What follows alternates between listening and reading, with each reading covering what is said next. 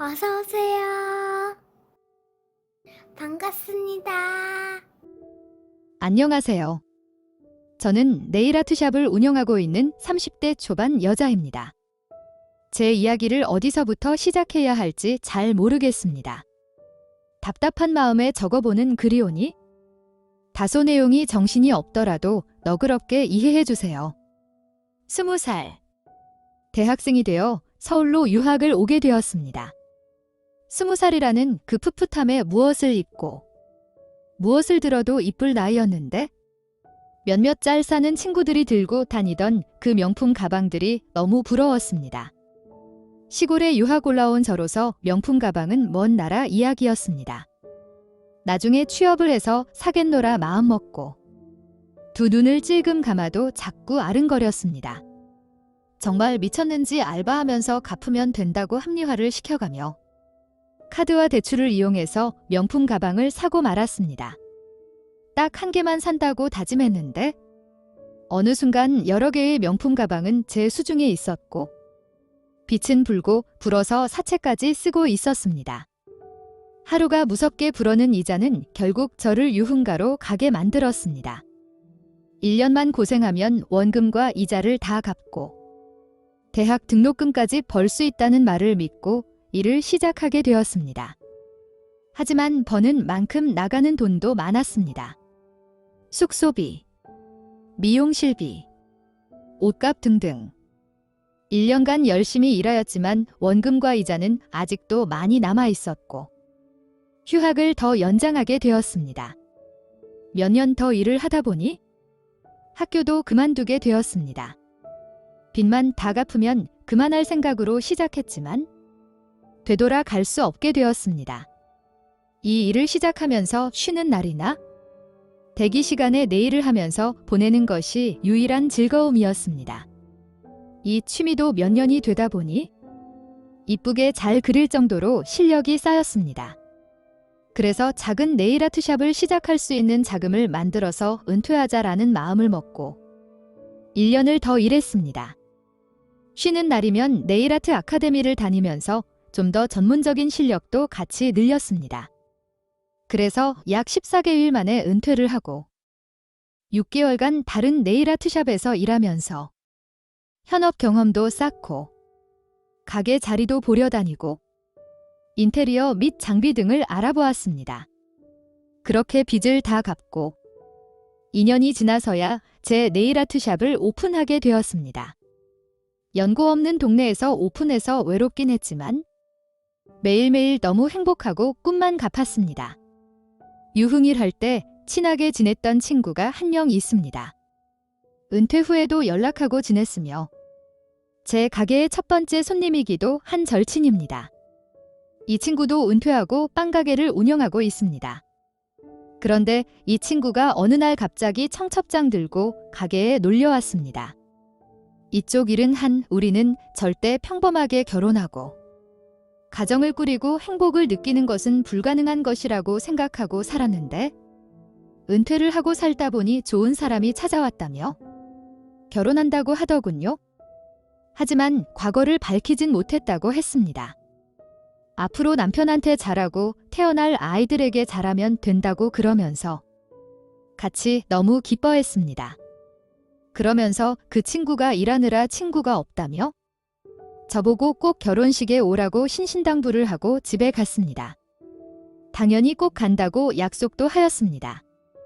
결혼식에 입을 이쁜 옷도 구두도 샀습니다.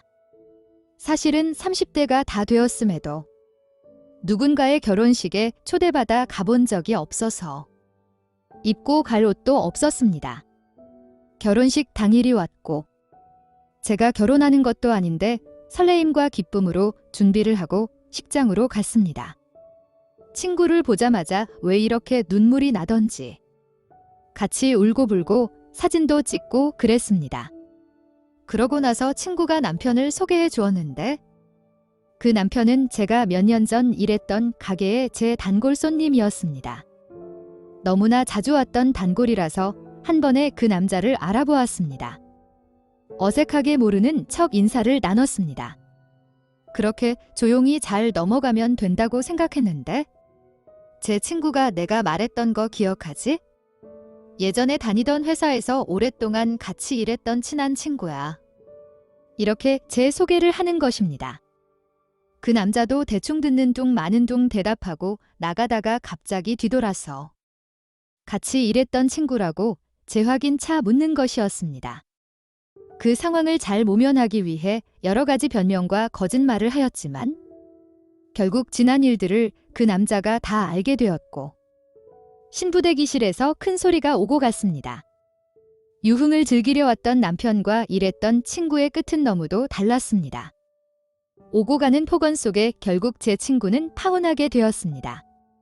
너무 미안해하는 저에게 제 잘못이 아니라며 마음 쓰지 말라고 하면서 그놈이나 우리나 부끄러운 건 매 한 가지라고 그러더군요. 제가 가지 말았어야 할 곳에 가서 친구의 행복한 결혼식을 망쳐놓은 것 같은 마음은 쉽게 사라지지 않았습니다. 몇 주쯤 지나서 친구가 제 가게와 찾아와서는 이젠 괜찮다며 휴가 때 같이 해외여행 가자고 하더군요. 신혼여행 준비하면서 봐둔 곳인데 결혼은 못했어도 너무 가보고 싶다고. 그래서 요번 휴가 때 같이 가기로 했습니다. 저희에게 부끄러운 과거가 있고 남들에게 인정받기 쉽지 않다는 것을 너무나 잘 알고 있습니다. 그래서 그런 평범한 삶을 누릴 수 없을 것도 잘 알고 있습니다. 하지만 너무 나쁜 시선으로 봐주시지는 않았으면 좋겠습니다. 두서없이 쓴 글 끝까지 읽어주셔서 감사합니다. 오늘의 사연은 여기까지입니다. 구독과 좋아요, 알림 설정 부탁드립니다. 긴 글을 읽어주셔서 감사합니다. 다음 사연을 시작하겠습니다. 안녕하세요. 저는 결혼한 지 1년 된 새내기 유부남입니다. 저와 아내는 친한 지인의 소개팅으로 만나서 2년 연애를 하고 결혼을 하였습니다. 결혼을 준비하면서도 연애를 하면서도 항상 다툼이 되었던 것은 바로 종교 문제였습니다. 종교 문제로 힘들어한다는 것은 그냥 인터넷에서 드라마에서 보던 일이라고만 생각했는데 막상 저에게도 생기기 정말 힘들었습니다. 사람마다 가치관과 성향이 다르듯 종교도 다를 수 있고 없을 수도 있는데 참 교회는 달랐습니다. 전도라고 하여서 다 같이 다니게 만들었습니다. 그런데 제가 자동차 생산 라인에서 3교대를 돌고 있습니다. 주말, 평일 할 거 없이 근무 스케줄에 맞춰서 출퇴근을 합니다. 그 시간대가 새벽, 낮, 밤 등 다양합니다. 필요에 따라서 잔업을 하면서 더 늦게 퇴근하고 더 일찍 출근하는 경우도 있습니다. 특히 문제가 되었던 사례는 일요일 새벽에 퇴근하는 교대일 때입니다. 저는 퇴근하고 씻고 잠을 자야 저녁에 또 출근을 할 수 있는데 아침 10시쯤 한창 자야 되는 시간에 연락을 해서 교회를 가자는 것이었습니다. 상황을 설명을 하였지만 연애 초반에는 이해를 한다며 교회 가자는 이야기를 안 하더니 나중에는 제 입장을 모르쇠한 채 연락을 하는 것이었습니다. 핸드폰이라도 꺼놓고 잠이라도 자면 한동안 삐져서 사람을 힘들게 하는 것이었습니다. 그렇게 무리를 해서 교회를 가면 졸고 있는 것이 일상이었고 예배 끝나면 밥 먹자, 카페 가자, 영화 보자. 그렇게 데이트인지 고문인지 모를 것이 끝나고 집에 옵니다. 조금 쉬었다가 출근을 합니다. 그렇게 출근하다가 졸아서 교통사고가 난 적도 있습니다. 결국 도저히 안 될 것 같아서 헤어지자고 한 적도 있습니다. 그때마다 다시는 안 그러겠다며 약속했지만 그것도 몇 주만 그럴 뿐 다시 원래대로 돌아가기 일쑤였습니다. 그렇게 2년이라는 시간이 지났고 둘 다 나이도 있다 보니 자연스럽게 결혼 이야기가 나왔습니다. 정말 다른 것들은 다 이해할 수 있고 참을 수도 있고 딱히 큰 문제도 없었습니다. 그런데 정말 특정 교대 근무 기간에 잠을 못 자고 교회를 가는 것이 정말 싫었습니다. 정말 미칠 것 같았습니다. 그래서 아내에게 이 부분을 약속해주지 못하면 정말 결혼 못할 것 같다고 하였습니다. 아내는 약속을 지켜준다고 하였지만 아내보다 예비장모님이 더 열혈 교회 신도이기에 더 걱정이었습니다. 가끔 뵙는 자리에서 종교에 관해서 부담을 주거나 강요하시지 않겠다고 하셨지만 결혼 전 주말에 교회 가자고 저희 집 앞에 아내와 찾아와서 기다리신 적도 있습니다. 상견례 날에 저희 부모님도 이 부분이 신경이 쓰이셨던 것 같습니다. 아무래도 교통사고도 나서 병원에 한동안 입원해 있었으니 더 그러신 것 같습니다. 상견례 중에 교회 이야기를 꺼내셨고 교회를 다녀도 관계는 없지만 밤새 일하고 와서 밤에 또 출근하는 애한테까지는 강요하지 말아달라고 하셨습니다.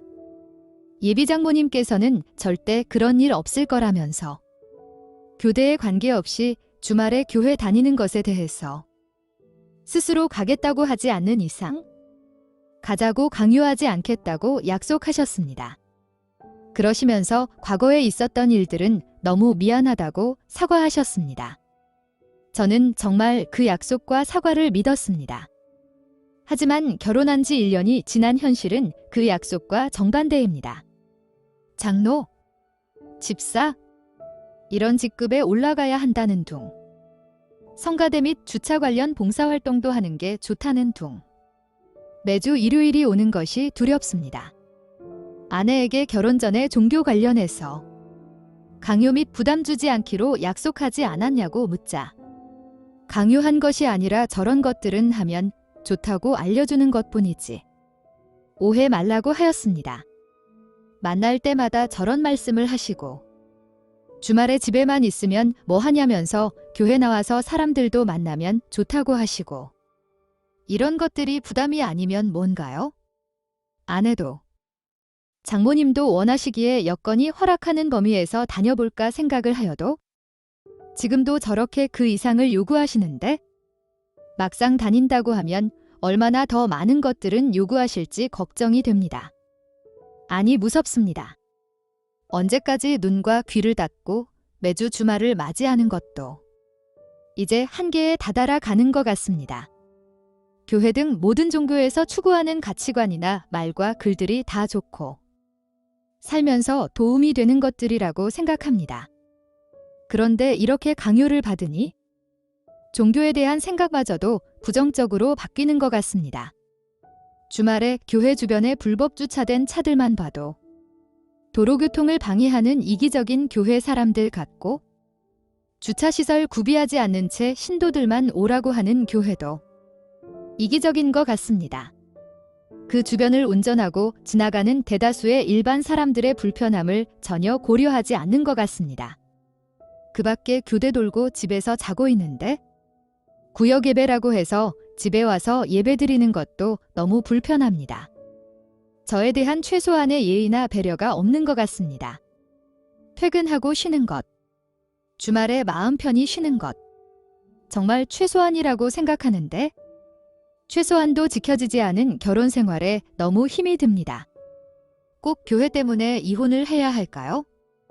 오늘의 사연은 여기까지입니다. 구독과 좋아요, 알림 설정 부탁드립니다. 긴 글을 읽어주셔서 감사합니다. 구독과 좋아요 꾹꾹 눌러주세요. 꾹꾹. 알림 설정도 꾹꾹 눌러주세요.